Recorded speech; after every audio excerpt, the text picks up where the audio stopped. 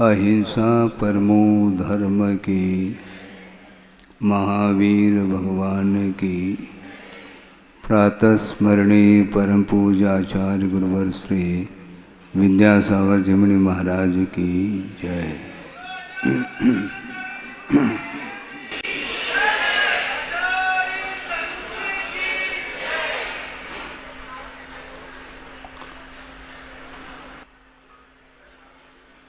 एक प्रसंग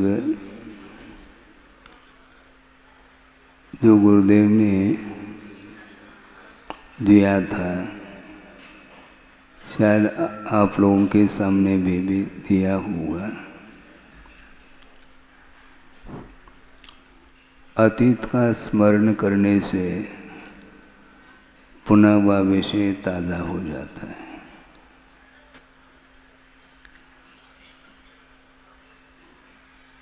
सरोवर में झांकने से अपना मुख देखने में आता है, लेकिन सरोवर का जो जल है वह रंगीन है, तो रंग अपने मुख के अवलोकन में बाधक सिद्ध होता है। रंग निकलने के बाद भी और भी कोई बाधक तत्व है जिसके कारण दर्शन नहीं हो पाता मुख का। तो वो कौन सा तत्व है? एक तो रंग हुआ, लाल रंग है, मटमैला जल है, मुख का दर्शन संभव नहीं। और रंग तो नीचे बैठ गया, मैल नीचे बैठ गया, और वो सरोवर का जो जल था बिल्कुल निर्मल है, स्वच्छ है। इसके बाद भी मुख का अवलोकन क्यों नहीं हो पा रहा है? क्योंकि तरंग विद्यमान है। रंग को भी निकालना है, तरंग को भी निकालना है, यानी तरंग शांत हो जाए, फिर बाद में अंतरंग का दर्शन होता है। सरोवर में क्या क्या वस्तु हैं वो सारा सारा दर्शन का विषय बन सकता है। उसी प्रकार मानस सरोवर यदि रंग और तरंग से रहित है तो निश्चित रूप से आत्मा का दर्शन हो सकता है। हमेशा मन में किसी न किसी निमित्त को लेकर के मानस सरोवर तरंगायित रहता है, उसको शांत करना है, जिसको आचार्य बोलते हैं योग। आत्म प्रदेशों में जो स्पंदन आता है वह मन वचन काय की चेष्टाओं के माध्यम से ही आत्म प्रदेशों में वाइब्रेशन आता है। उसको रोकने के लिए यह पुरुषार्थ है, और यह पुरुषार्थ निरंतर जारी रखते हैं तो निश्चित रूप से आत्मा का दर्शन हो सकता है। नहीं है उस वाइब्रेशन के माध्यम से न जाने कौन कौन से परिणाम उत्पन्न होते हैं, जो कि वह दुर्गति के लिए भी कारण सिद्ध होता है। मन वचन काय की चेष्टाएं शुभात्मक भी होती हैं और अशुभात्मक भी होती हैं। ये सारे सारे परिणाम स्वयं के हैं, उसका ज्ञाता स्वयं होना चाहिए। मेरे अंदर जो परिणाम समय समय पर उत्पन्न हो रहे हैं वो परिणाम कौन से उत्पन्न हो रहे हैं और इसका परिणाम क्या निकलेगा, ये सारा सारा ज्ञान का विषय बनना चाहिए। दूसरे के मन में क्या परिणाम उत्पन्न हो रहे हैं इसको जानने की कोई आवश्यकता नहीं, क्योंकि नाना जीव हैं तो नाना परिणाम हैं। नाना परिणाम हैं तो नाना परिणाम अर्थात रिजल्ट भी अनेक प्रकार के निकलेंगे, किंतु निरंतर अपने मन में जो विकल्प उत्पन्न होते हैं उसमें ऐसा तो नहीं है कि असत विकल्प उत्पन्न हो रहे हों। यदि हो रहे हैं तो उन विकल्पों को दूर करने का पुरुषार्थ पहले कर लेना चाहिए। सत विकल्प के द्वारा हमारा मोक्ष मार्ग रुकने वाला नहीं, असत विकल्पों के माध्यम से ही वह मार्ग अवरुद्ध हो जाता है स्वयं का, और उसके माध्यम से भी संभव है दूसरे का भी मार्ग अवरुद्ध हो सकता है। इसलिए अपने परिणामों को टटोलने का पुरुषार्थ हमें स्वयं को करना है। शांत यदि मन रहेगा तो निश्चित रूप से उसमें अच्छे अच्छे परिणाम जो परोपकार को लेकर के भी परिणाम हो सकते हैं। आखिर ये जो अपाय विषय धर्म ध्यान का जो प्रसंग आता है आगम में, उसमें होता क्या है? दूसरे के जीवन को भी उन्नत बनाने के लिए वह स्वयं कटिबद्ध होता है धर्म ध्यान करने वाला, और वह सोचता है कि इसका जीवन पतित हुआ है, स्वयं के परिणाम के द्वारा ही उसका पतन जब हुआ है तो वो परिणाम समाप्त हो भगवान, इस प्रकार वह भगवान से भी प्रार्थना करता रहता है, और इस प्रार्थना के माध्यम से अपाय विषय धर्म ध्यान उसका निरंतर चलता रहता है। सामने वाले का मन धर्म में लगे अथवा न लगे ये अलग विषय है, किंतु जो साधक होता है वह हमेशा धर्म का आधार लेकर के दूसरे के विकास के बारे में ही वह सोचता रहता है, और इसके कारण ही साथ से पुण्य का अर्जन उन्हें हो जाता है। ज़्यादा समय नहीं है, काफ़ी समय तक तत्व चर्चा चली है आगम के आधार से। अब और देने के लिए तो बहुत सारा विषय है, लेकिन आचार्यों ने ये भी कहा है ज्ञानावरणी कर्म का जो क्षोभशम होता है उसके साथ साथ वीर्यांतराय कर्म का भी क्षोभशम पर्याप्त होना चाहिए, अर्थात एनर्जी के बिना वह ज्ञान काम नहीं करता। नमोकार मंत्र का स्मरण करने के लिए भी अंत समय में एनर्जी समाप्त होती है तो नमोकार मंत्र सुनने के भी काबिल नहीं होता। मान लो अच्छे ढंग से नमोकार मंत्र कोई सुनाना भी चाहता है, सुना भी रहा हो, उस समय वह जिसने संलेखना ली है वह कहता है कि भैया थोड़ा रुको, काफ़ी समय से सुना रहे हैं, अब सुनने की क्षमता मेरी नहीं रही। तो इसी प्रकार श्रुत का अंत है नहीं, काल थोड़ा है और शक्ति भी थोड़ी सी बची है। क्योंकि डिस्चार्ज हो जाती है तो पुनः चार्जिंग करने की आवश्यकता पड़ती है, क्योंकि जब तक बल नहीं रहता है, कायिक बल भी चाहिए, वासनिक बल भी चाहिए और मनोबल भी चाहिए। ये तीनों प्राण माने गए हैं। इसलिए इसका उपयोग गुरुदेव ने कहा कि सीमित मात्रा में करें ताकि प्राणों की रक्षा होनी चाहिए, क्योंकि बाद में भी वही प्राण काम में आने वाले हैं। इसलिए संक्षेप से ये कहा गया कि वस्तुतः अपना जो मन है उसमें विभिन्न प्रकार के पदार्थों के निमित्त को लेकर के परिणाम उत्पन्न होते ही रहते हैं, किंतु मन विक्षिप्त न हो इतना पुरुषार्थ हमें करना है। जिन जिन पदार्थों के माध्यम से, जिन जिन निमित्तों के माध्यम से मन यदि क्षुब्ध हो जाता है, विक्षिप्त हो जाता है तो उससे अपने आप को ऊपर उठाना है।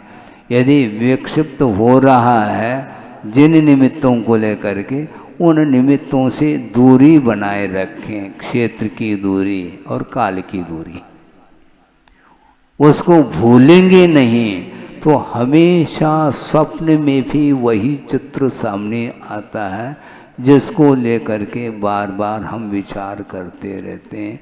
और विचार करते करते करते मान लो निद्रा आ गई तो वही विचार स्वप्न में भी आ जाते हैं। और स्वप्न में भी यदि मान लो विक्षिप्त मन वाला है तो स्वप्न में भी उसके साथ लड़ाई करता है, कर सकता है, पक्की बात है। ये स्नेह और शत्रुता का भाव, राग और द्वेष, ये दोनों जो है ना, ये इसको ख़त्म कर लिया, बाकी और कुछ ख़त्म करने की आवश्यकता नहीं, कहानी ख़त्म हो जाएगी। इन दो के कारण ही कहानी बहुत लंबी कहानी बनी हुई है। ये अनंतकालीन यह परंपरा, ये धारा आ रही है, मोह की धारा, और वो दो भागों में वह बटी हुई है। वो धारा राग और द्वेष, इनको कम करने का निरंतर पुरुषार्थ करेंगे तो स्वाध्याय करने की भी सार्थकता सिद्ध होती है। और स्वाध्याय करने की सार्थकता तब सिद्ध होती है जब वह प्रयोग में आता है। धीरे धीरे भले ही प्रयोग में आ जाए ये अलग विषय, किंतु प्रयोग की ओर दृष्टि तो हमेशा साधक की होनी चाहिए। इस प्रकार गुरुदेव ने पूरे चतुर्वेद संघ के सामने भिन्न भिन्न प्रसंगों में यही विषय रखते चले गए हैं, इसलिए बार बार लक्ष्य रखने की आवश्यकता होती है। क्योंकि विषयजन्य जो संस्कार हैं वे समाप्त नहीं होते, और धार्मिक संस्कार कुछ ही क्षण के लिए वह बने रहते हैं, पुनः डिलीट हो जाते हैं। इसलिए बार बार धार्मिक संस्कारों को और सुदृढ़ बनाने के लिए यह अनुप्रेक्षाओं का आधार लेकर के, 10 लक्षण धर्म का आधार लेकर के, षोडश कारण भावनाओं का आलम्बन लेकर के अपने पवित्र मन को बनाए रखने के लिए निरंतर पुरुषार्थ करते हैं, तो आत्मा का कल्याण बहुत अल्पकाल में हो सकता है। हो इस पवित्र भावना के साथ अहिंसा परमो धर्म की जय।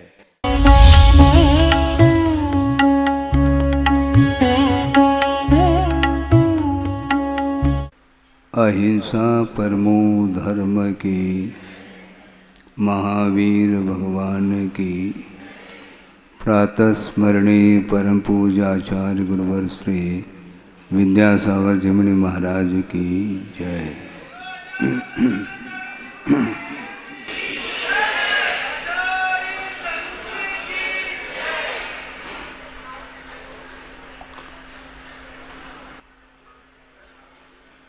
एक प्रसंग जो गुरुदेव ने दिया था, शायद आप लोगों के सामने भी दिया हुआ। अतीत का स्मरण करने से पुनः वह विषय ताज़ा हो जाता है।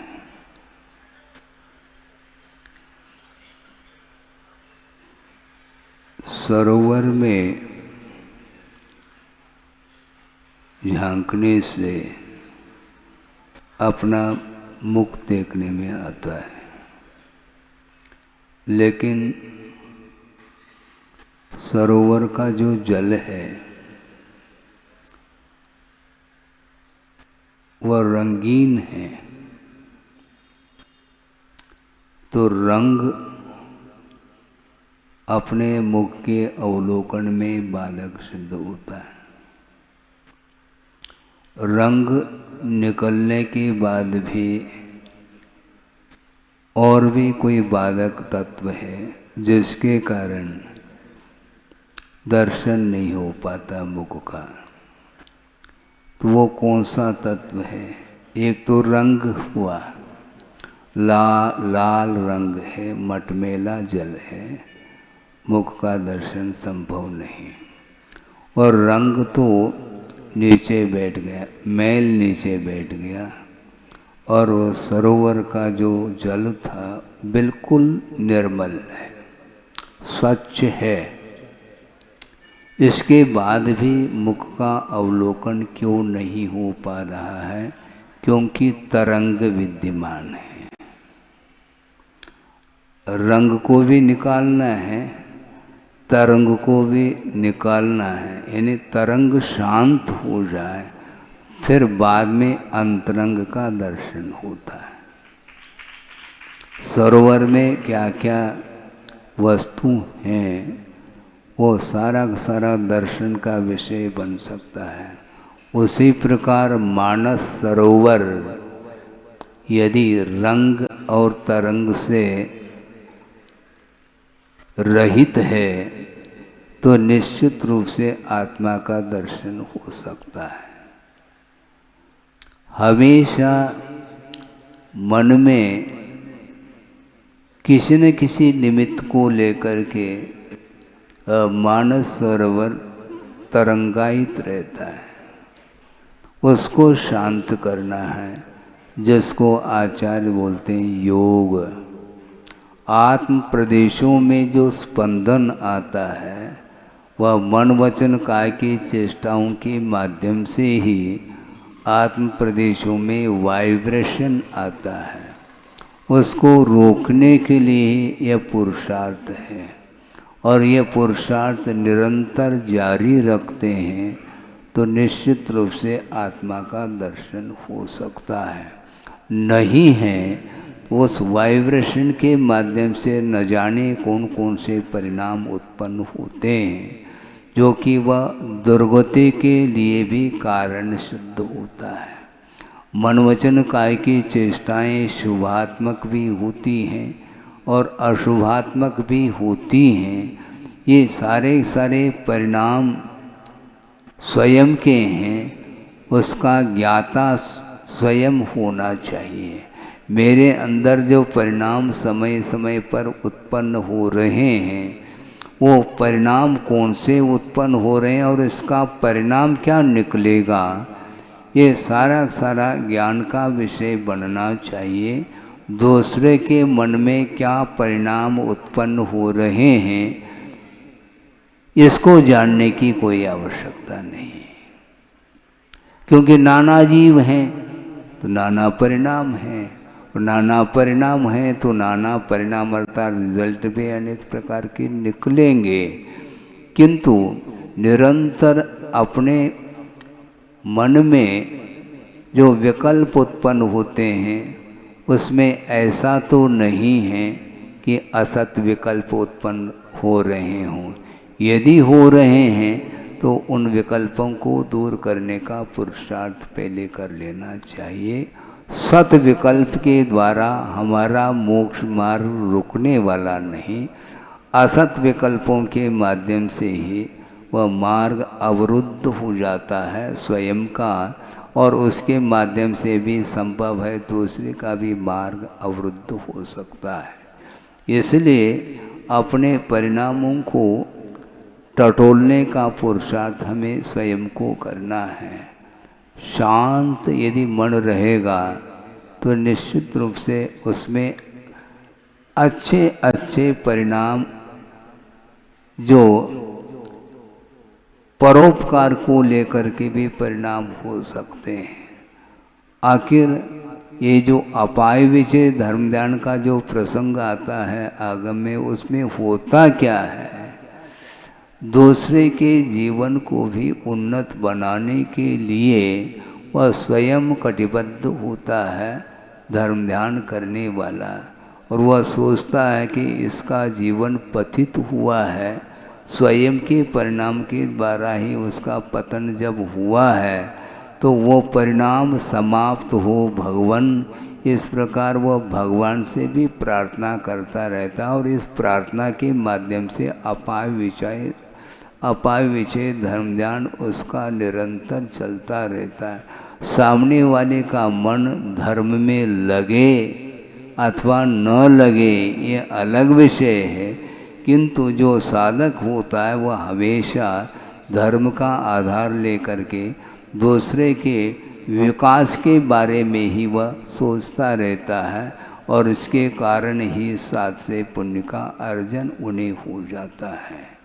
ज़्यादा समय नहीं है, काफ़ी समय तक तत्व चर्चा चली है आगम के आधार से। अब और देने के लिए तो बहुत सारा विषय है, लेकिन आचार्यों ने ये भी कहा है ज्ञानावरणी कर्म का जो क्षोभशम होता है उसके साथ साथ वीर्यांतराय कर्म का भी क्षोभशम पर्याप्त होना चाहिए, अर्थात एनर्जी के बिना वह ज्ञान काम नहीं करता। नमोकार मंत्र का स्मरण करने के लिए भी अंत समय में एनर्जी समाप्त होती है, तो नमोकार मंत्र सुनने के भी काबिल नहीं होता। मान लो अच्छे ढंग से नमोकार मंत्र कोई सुनाना भी चाहता है, सुना भी रहा हो, उस समय वह जिसने संलेखना ली है वह कहता है कि भैया थोड़ा रुको, काफ़ी समय से सुना रहे हैं, अब सुनने की क्षमता मेरी नहीं रही। तो इसी प्रकार श्रुत का अंत है ही नहीं, काल थोड़ा है और शक्ति भी थोड़ी सी बची है। क्योंकि डिस्चार्ज हो जाती है तो पुनः चार्जिंग करने की आवश्यकता पड़ती है, क्योंकि जब तक बल नहीं रहता है, कायिक बल भी चाहिए, वासनिक बल भी चाहिए और मनोबल भी चाहिए। ये तीनों प्राण माने गए हैं। इसलिए इसका उपयोग गुरुदेव ने कहा कि सीमित मात्रा में करें ताकि प्राणों की रक्षा होनी चाहिए, क्योंकि बाद में भी वही प्राण काम में आने वाले हैं। इसलिए संक्षेप से ये कहा गया कि वस्तुतः अपना जो मन है उसमें विभिन्न प्रकार के पदार्थों के निमित्त को लेकर के परिणाम उत्पन्न होते ही रहते हैं, किंतु मन विक्षिप्त न हो इतना पुरुषार्थ हमें करना है।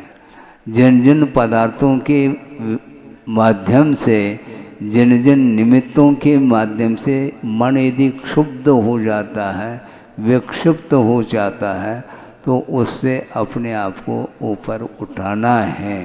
यदि विक्षिप्त हो रहा है जिन निमित्तों को लेकर के, उन निमित्तों से दूरी बनाए रखें, क्षेत्र की दूरी और काल की दूरी। उसको भूलेंगे नहीं तो हमेशा स्वप्न में भी वही चित्र सामने आता है, जिसको लेकर के बार बार हम विचार करते रहते हैं। और विचार करते करते करते मान लो निद्रा आ गई तो वही विचार स्वप्न में भी आ जाते हैं, और स्वप्न में भी यदि मान लो विक्षिप्त मन वाला है तो स्वप्न में भी उसके साथ लड़ाई करता है, कर सकता है, पक्की बात है। ये स्नेह और शत्रुता का भाव, राग और द्वेष, ये दोनों जो है ना, ये इसको ख़त्म कर लिया, बाकी और कुछ ख़त्म करने की आवश्यकता नहीं, कहानी ख़त्म हो जाएगी। इन दो के कारण ही कहानी बहुत लंबी कहानी बनी हुई है। ये अनंतकालीन यह परंपरा, ये धारा आ रही है, मोह की धारा, और वो दो भागों में वह बटी हुई है। वो धारा राग और द्वेष, इनको कम करने का निरंतर पुरुषार्थ करेंगे तो स्वाध्याय करने की भी सार्थकता सिद्ध होती है। और स्वाध्याय करने की सार्थकता तब सिद्ध होती है जब वह प्रयोग में आता है। धीरे धीरे भले ही प्रयोग में आ जाए ये अलग विषय, किंतु प्रयोग की ओर दृष्टि तो हमेशा साधक की होनी चाहिए। इस प्रकार गुरुदेव ने पूरे चतुर्वेद संघ के सामने भिन्न भिन्न प्रसंगों में यही विषय रखते चले गए।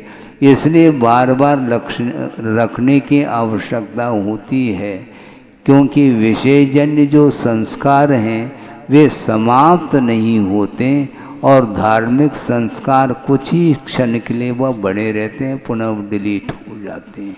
इसलिए बार बार धार्मिक संस्कारों को और सुदृढ़ बनाने के लिए यह अनुप्रेक्षाओं का आधार लेकर के, 10 लक्षण धर्म का आधार लेकर के, षोडश कारण भावनाओं का आलम्बन लेकर के अपने पवित्र मन को बनाए रखने के लिए निरंतर पुरुषार्थ करते हैं, तो आत्मा का कल्याण बहुत अल्प काल में हो सकता है। हो इस पवित्र भावना के साथ अहिंसा परमो धर्म की जय। बोधि समाधि परिणाम शुद्धि स्वात्मोपलब्धि शिव शोक सिद्धि चिंतामणिम चिंतित वस्तुदाने पावंद मानस्य ममास्तु देवी। परम पूजाचार्य गुरुवर श्री विद्यासागर जी मुनि महाराज की जय। जय बोलो आचार्य परमेश्वर गुरुदेव श्री समय सागर जी मुनि राज की जय।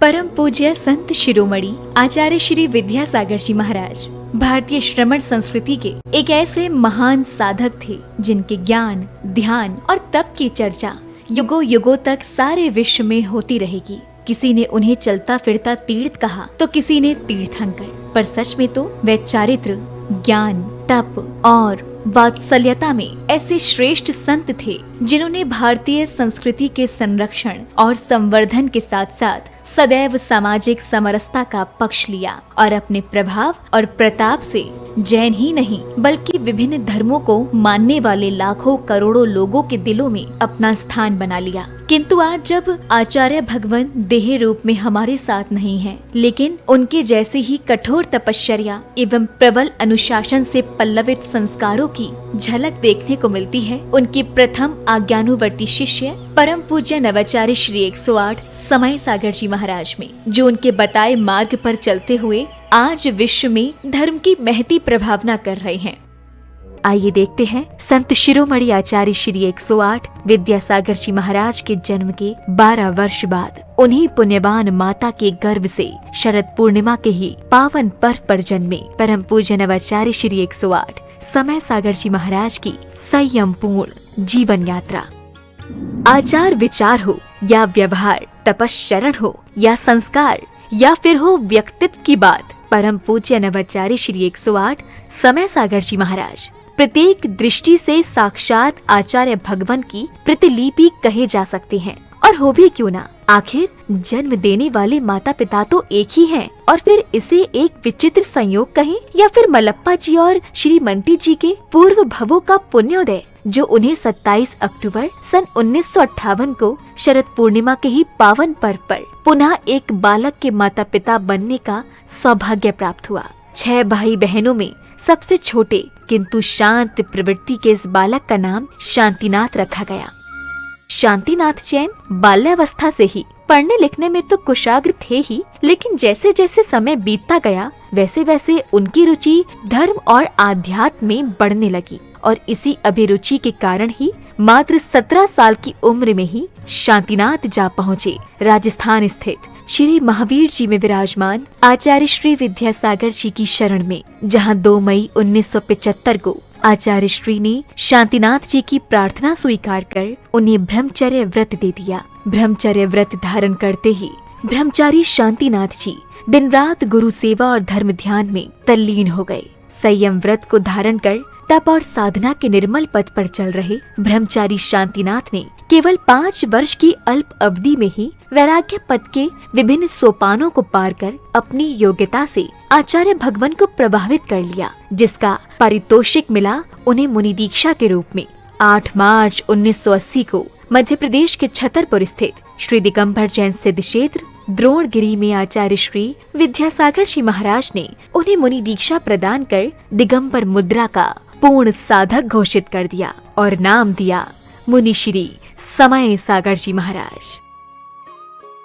मुनि दीक्षा के उपरांत मुनि श्री समय सागर जी महाराज ने कुछ वर्षों तक आचार्य श्री के संग में रहकर अध्ययन और अध्यापन किया। तत्पश्चात गुरु आज्ञा से पृथक संघ के नायक बनकर देश भर में विहार करते हुए धर्म प्रभावना करने लगे। अपने सानिध्य में कई पंच कल्याणक एवं विधान आदि धार्मिक अनुष्ठान संपन्न कराने के साथ ही उन्होंने अपनी लेखनी से कन्नड़, हिंदी, संस्कृत और मराठी भाषाओं में कई शास्त्रों की रचनाएं भी की। सन 2018 में ललितपुर में हुए पंच कल्याणक के दौरान आचार्य कुंद के नियमसार में वर्णित निर्यापक श्रवण की व्यवस्था का उल्लेख करते हुए आचार्य विद्यासागर जी महाराज ने मुनि श्री समय सागर जी महाराज को निर्यापक पद की उपाधि प्रदान कर संघ में नव दीक्षित मुनिराजों के निर्वाह का उत्तरदायित्व सौंप दिया। आचार्य कुंद देव ने यह बात बहुत स्पष्ट लिखी है, वह बात आप लोगों को समझ में आना चाहिए। जो दीक्षित करते हैं वे आचार्य कहलाते हैं और इसके उपरांत जो नव में नए दीक्षित होते हैं उनके निर्वाह करने के लिए निर्यापक, हाँ आचार्य तो नहीं लिखा लेकिन निर्यापक श्रमण का वह रूप दिया है उन्होंने। ये निर्यापक का अर्थ यह है जैसे आचार्य महाराज कहते हैं उसके अनुसार जिनको ये दिया जाता है। ये लोग बहुत विलम्ब कर रहे थे, हमें भी ज़्यादा आग्रह करना अच्छा नहीं समझ में आया कि समय पर सब हो जाएगा। वह ललितपुर में योग था और आज आप लोगों के सामने हुआ है कि ये जितने भी नए श्रमण बने हैं ये इनके लिए प्रशिक्षण देने का श्रेय जाता है समय सागर निर्यापक को। कौन चाहता है जिम्मेदारी लेना, लेकिन वे लेना तो पड़ेगा। तो समय सागर जी को बहुत आग्रह करना पड़ा। 40 साल होने के उपरांत हाउ कहा है।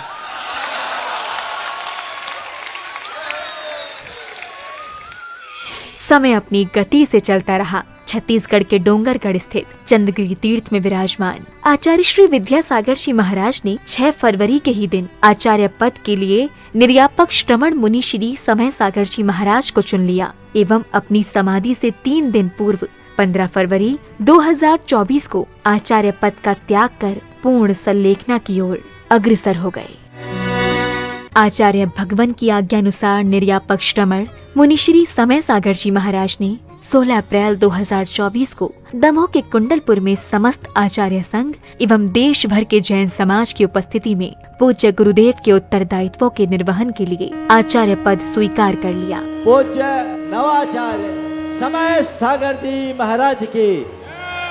अंततः ये कहा जा सकता है कि आज का दिन केवल एक पर्व ही नहीं बल्कि स्वर्णिम अक्षरों से लिखित एक ऐसा अध्याय है जो विश्व के धार्मिक इतिहास में सदा ही अमर रहेगा।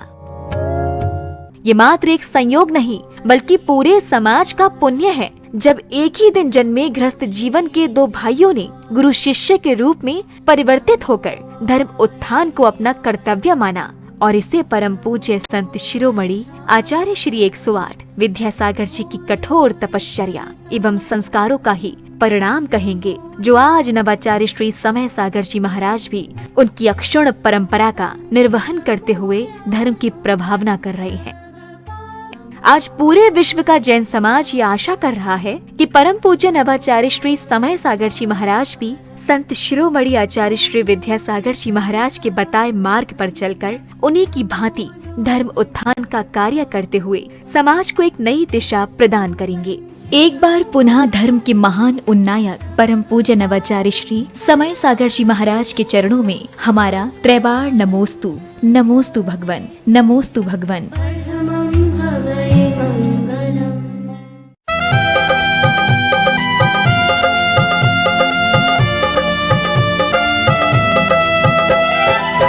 जिन शासन के नवाचार्य हैं, पूजे जिन्हें जग सारा है। जिन शासन के नवाचार्य हैं, पूजे जिन्हें जग सारा है। परम पूज्य श्री समय सागर को शत शत नमन हमारा है। परम पूज्य श्री समय सागर को शत शत नमन हमारा है।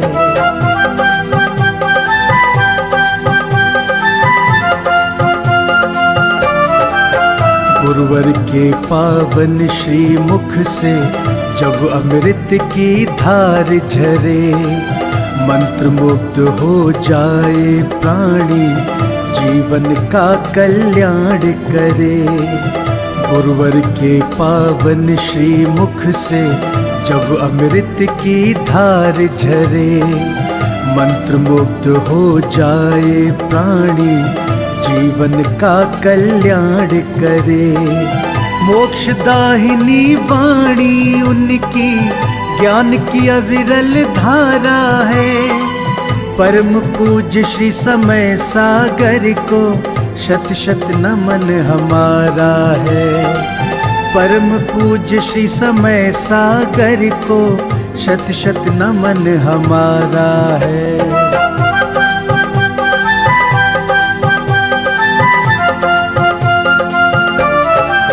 परम तपस्वी दिव्य ओजस्वी, धर्म ज्ञान के भंडारी, काया जिनवर के समरूपी, भक्तन के हैं भवतारी। परम तपस्वी दिव्य ओजस्वी, धर्म ज्ञान के भंडारी, काया जिनवर के समरूपी, भक्तन के हैं भवतारी। दिव्य दिगंबर रूप गुरु का लगता बड़ा ही प्यारा है। परम पूज्य श्री समय सागर को शत शत नमन हमारा है।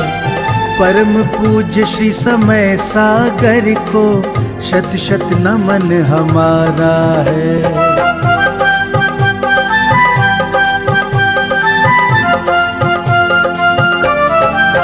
विद्या गुरु की प्रतिमूरत है, उनकी ही परछाई है। वही ज्ञान वाणी और करुणा, दिव्यता वही समाई है। विद्या गुरु की प्रतिमूरत है, उनकी ही परछाई है। वही ज्ञान वाणी और करुणा, दिव्यता वही समाई है। जिन वाणी चैनल करे भाव से, नित गुणगान तुम्हारा है। परम पूज्य श्री समय सागर को शत शत नमन हमारा है।